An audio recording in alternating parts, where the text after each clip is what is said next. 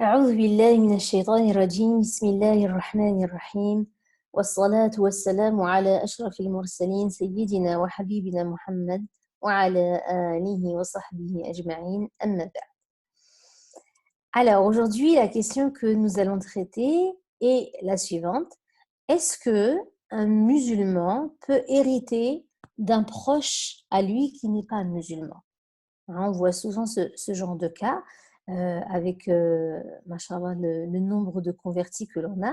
Et donc, ils se posent la question à savoir, est-ce qu'ils peuvent hériter de leurs proches qui ne sont pas musulmans? Alors, le Conseil européen pour la recherche et la fatwa a étudié cette question et a estimé qu'il ne fallait pas priver les musulmans de l'héritage de leurs proches parents qui ne sont pas musulmans, ni de testament en fait qu'ils ont pu leur laisser.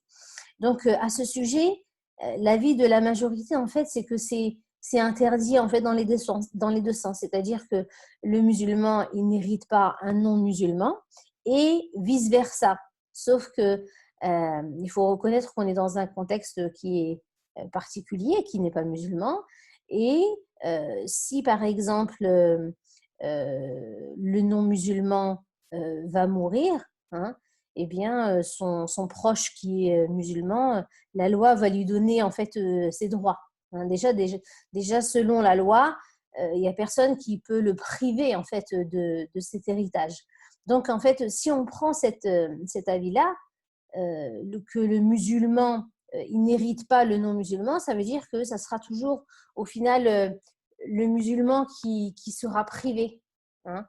Ça sera toujours dans un sens et ça va créer en fait un déséquilibre. Donc, cette fatwa du conseil, elle est basée notamment sur la maslaha, hein, c'est-à-dire sur l'intérêt général.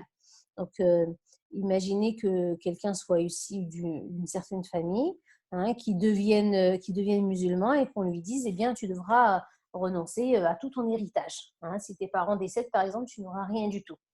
Donc, le Conseil européen pour la recherche et la fatwa a privilégié pour cette question l'avis de Mu'adh ibn Jabal radiyallahu anhu et aussi Muawiyah ibn Abi Sufyan, hein, qui permettent de manière générale que le musulman hérite du non-musulman.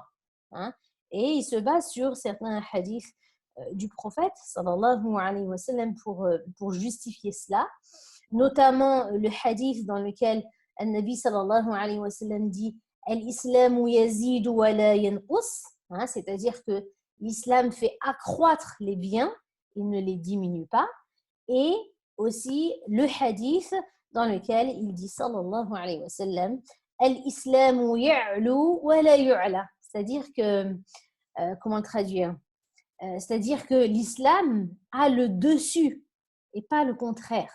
Hein. Et donc, ils disent que le musulman, avant de se convertir, eh bien, il avait le droit à l'héritage. Hein. Et quand il se convertit, eh bien, il n'en a plus le droit.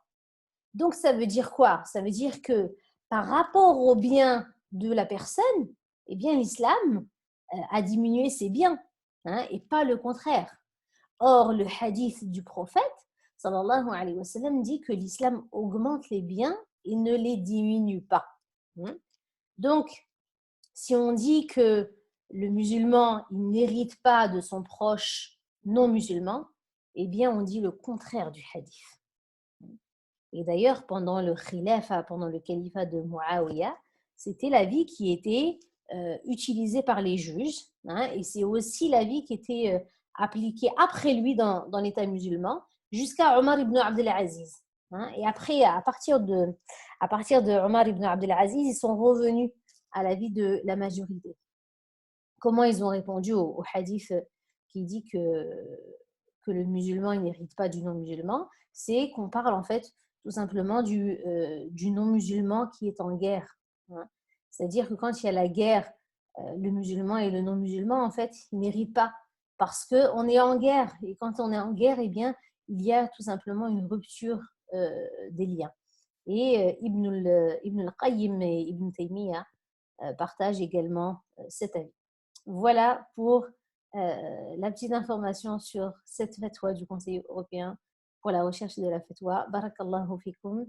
سبحان ربك رب العزة عما يصفون وسلام على المرسلين الحمد لله رب العالمين